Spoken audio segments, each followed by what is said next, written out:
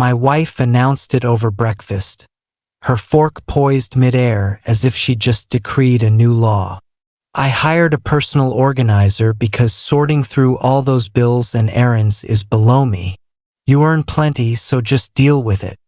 I set down my coffee mug, meeting her gaze with a steady nod. You're absolutely right, I replied, my voice calm as I buttered my toast. Samantha and I had been married for 5 years, a partnership built on clear divisions. I'm a fiscal optimization specialist. Essentially, I step into companies drowning in wasteful spending, dissect their budgets line by line, and trim the fat until they're lean and profitable. My days are filled with spreadsheets, audits, and tough conversations about why that executive's private jet is a luxury the firm can't afford. At home, we had our own agreement. I'd handle the high-pressure career that pulled in a solid 7-figure salary, and she'd manage the domestic side. No children, no complications, just a sleek 3,000-square-foot condo in the heart of the city, with views of the skyline that made every late night at the office worth it. In the beginning, Samantha excelled at her role. She'd handle the grocery runs, keep our finances organized with meticulous tracking apps, and even plan our occasional outings with efficiency that rivaled my own. Mornings started with fresh coffee, evenings with balanced meals we'd discuss over wine. But over time, the cracks appeared, subtle at first, like a budget line item creeping upward unnoticed. By year 2, she stopped cooking entirely. The kitchen fumes cling to my clothes, she'd complain, flipping through her phone. We switched to a gourmet delivery service. $900 a month for pre-portioned kits that arrived like clockwork. I didn't mind. It saved time, and the meals were diverse enough to keep things interesting. Year 3 brought the end of her grocery shopping. Pushing a cart around is exhausting, she said one evening, lounging on our leather sectional. We outsourced to an online service with personal selections, another $500 monthly. Fine, I thought. It freed her up for other things like maintaining our social calendar or keeping the place running smoothly. But by year 4, her involvement dwindled to nothing. From what I could glean from bank alerts and her social media posts, her routine involved yoga at 11 a.m., lunches with friends, and afternoons curating her online presence. She became a master of delegation without the authority to back it. I overlooked it during a grueling project in Seattle, where I was restructuring a tech firm's bloated overhead. Arguing seemed pointless when I could just approve the charges and move on.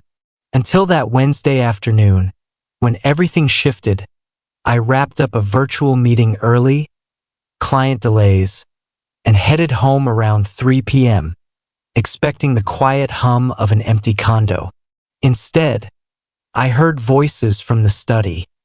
Samantha's light laughter mixed with a stranger's efficient tone. I paused in the hallway, peering in. Samantha sat at the desk, feet up, scrolling her tablet while a woman in crisp business attire sorted through stacks of mail and receipts on the floor. Samantha, I said, stepping inside. Who's this? She glanced up briefly, not bothering to pause her screen. Oh, that's Elena, the new personal organizer. She's handling the bills and scheduling. I raised an eyebrow. We already have an accountant for the big stuff and apps for the rest. Why an organizer on a random afternoon? Because the place was chaotic, she sighed, as if explaining to a child. Papers everywhere, appointments piling up. My energy was off today, Mercury in retrograde or something. I couldn't focus. Focus? I echoed, glancing at Elena, who was meticulously filing documents into color-coded folders. But managing this is your part of our setup. No kids, no extras. We have deliveries for food, automated payments for utilities.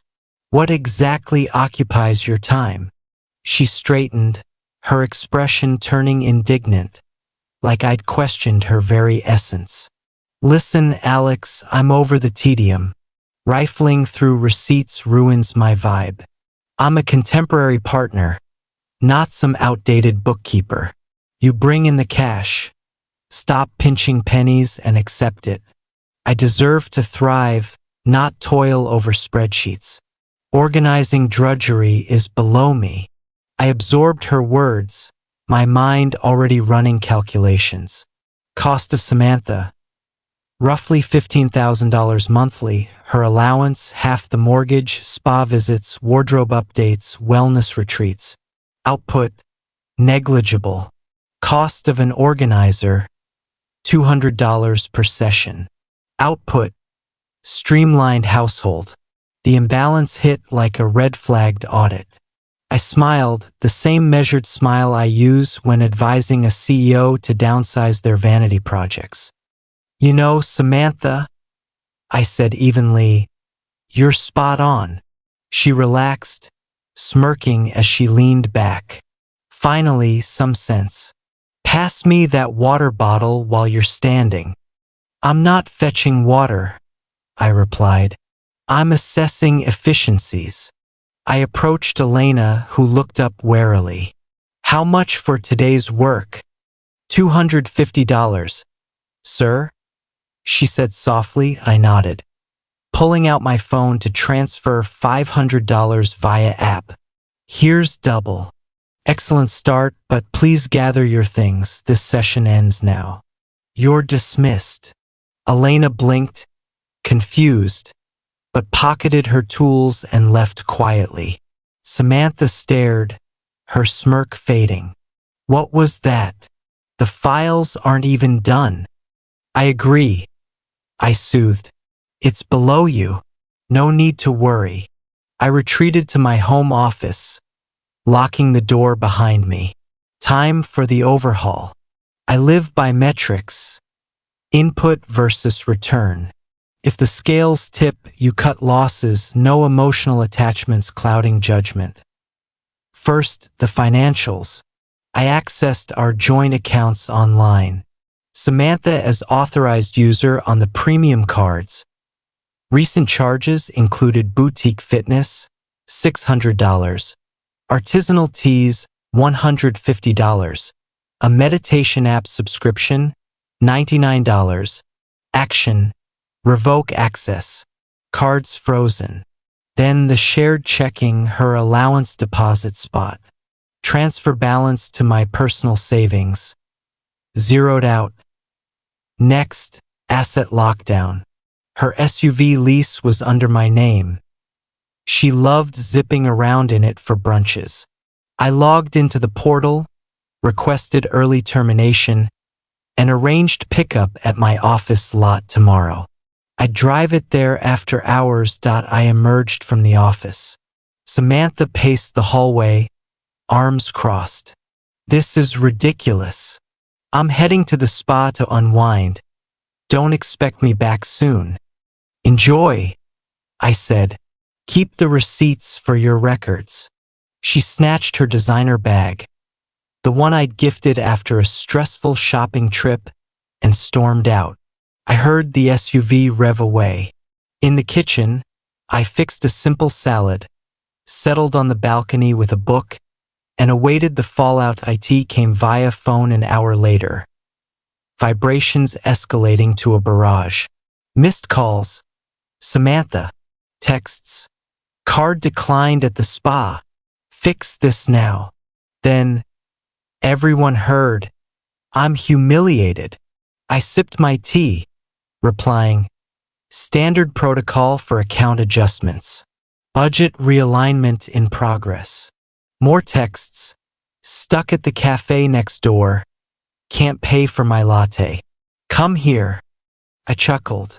From spa to coffee run priorities. Reply, barista gigs build character. Or borrow from Elena. She returned 45 minutes later. Slamming the door, her composure shattered. You embarrassed me. The clerk announced it loud. People stared. Jenna had to cover me via app. She'll gossip forever. Jenna's perceptive, I said, not glancing up from my laptop. Why the lockdown? We're optimizing household expenditures, I explained. Overspending on underperforming assets. Underperforming. She recoiled. I'm your spouse. Precisely, I said. A stay-at-home partner who delegates everything. Our agreement was clear: you manage the home front. Lately, it's all outsourced with complaints. I'm not burying myself in paperwork, she yelled. Or errands. You'll regret this. Couch for you tonight. I won't need the couch, I countered. It's in my condo, funded by the career you treat like a bottomless fund. I'm retiring to bed. The SUV heads to my office tomorrow. Consider ride-sharing apps. The next morning, she descended the stairs, disheveled, expecting capitulation. She poured coffee, sitting across from me. All right, accept my terms. Reactivate everything, and I won't mention your meltdown to friends. I placed a folder on the counter. Samantha, let's conduct your evaluation. My what? Performance assessment. Routine before any separation. I flipped it open. Metrics for the past year: household budgeting, outsourced to apps and now organizers. Errand management, delivery services. Social coordination, sporadic, often canceled. Financial oversight, exceeded allowances by $5,000 monthly. Emotional contribution, strained per recent disputes. I adjusted my glasses. If this were a business role, termination would have happened quarters ago. But since it's marital, formalities apply. I pushed the documents forward. Divorce petition. Her face paled as she scanned them. Divorce? Over hiring help. Not quite, I clarified. Redundancy. You highlighted it. An organizer handles your duties more effectively at fraction the cost. $400 weekly for Elena yields organized home. Your $15,000 monthly yields disarray and dissatisfaction. Thus, your position is obsolete. No need for dual inefficiencies. She bolted upright, flushing. You can't. I'm half of this. I'll claim the condo, your savings. Refer to Addendum 3, I directed. Prenup from 5 years back, you signed after review. Protects premarital assets. You retain your entry items. That vintage sedan at your sister's, plus personal wardrobe. And per Clause 7, a $6,000 transition fund. That prenup's invalid. I was rushed. Your attorney explained it on record. It's solid. She hurled the folder. Pages scattered. I'm staying. This is my space too. Actually, I checked the time. 9:30 a.m. relocation team arrives at 10:30. They'll pack your belongings courteously. Consider it severance. The following hour unfolded like a compressed therapy session. Denial first. She slumped, tears flowing. But we planned that Bali trip? I'll enjoy Bali, I said. You might revisit your sisters in Texas. Anger. She swiped at a decorative vase. That's deducting from your fund, I warned. Damage escalates costs. Bargaining, priceless. Fine, I'll organize. Watch. She rushed to the study, grabbing a stack of papers, shuffling them haphazardly. See? Sorted. That's mixing tax docs with junk mail, I noted. Inefficient. Retraining exceeds replacement value. Depression. She curled on the floor. I can't face my sister. She'll judge my choices endlessly. Acceptance. The team arrived, professional packers named Marco, Luis, and Diego. Focus on the guest suite items, I instructed, and her closet section. Skip shared electronics. Query on ambiguities. Samantha watched from the entryway, phone in hand, venting to her sister. He's terminating me. Called me obsolete. Replaced by apps. I overheard her sister. You what? Come here, we'll sort it. I took the phone briefly. Hello, Carla. She's en route. Expect her by evening. You cold bastard, Carla snapped. She's sensitive, not built for stress. If she's fragile, I replied, shelter her there. Returning due to malfunction. Samantha attempted to claim the espresso maker. Leave it, I said. You deemed appliances beneath you. It's sleek, she protested.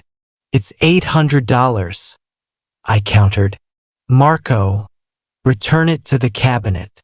She departed via rideshare, funded by her sister. Her old sedan needed repairs. Stranding her further. 2 days on, she tried re-entry. Banging the door, inputting old codes.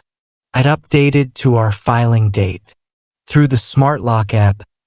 Alex, open up. Forgot my skincare line. It's premium. For $100 worth. File a request. I voiced back. Processing in 4 to 7 days. I despise you. Understood. Peace restored here. Farewell. 6 months later, divorce sealed, the prenup unbreakable. My attorney chuckled. She voided her own terms by non-performance. She received the $6,000 and her car. I rehired Elena at $400 per session, bi-weekly. She manages bills flawlessly, even suggests savings hacks. Total $3,200 monthly. Versus Samantha. Savings of $11,800 each month. I invested the surplus in a vintage sailboat, dubbing it Streamline. Samantha resides with Carla now. Word from acquaintances. She bottomed out. Applied as a lifestyle curator for affluent circles. Strode in with high-end accessories, demanding premium pay. They dismissed her upon discovering she couldn't balance a basic budget. She landed as a front desk coordinator at a luxury boutique. Tasks include logging inventory and chasing late payments. From shunning home finances to hounding clients for bills, poetic justice. Last month, an email arrived, no subject. Reflected a lot. I erred saying organizing was below me. Relationships mean shared efforts. I'll manage finances, learn apps. Please reconsider. Carla's constant nagging about my habits is unbearable. I forwarded to Elena, your role's secure. Printed, framed it in the study. A cautionary emblem against mismatched hires. Now, I lounge in my orderly space, reviewing reports, the city lights twinkling outside. Partners, heed this auditor's advice. Unions thrive on mutual input. When one deems contribution optional, they're a liability. And liabilities? You audit, then excise, no mercy for fiscal drags.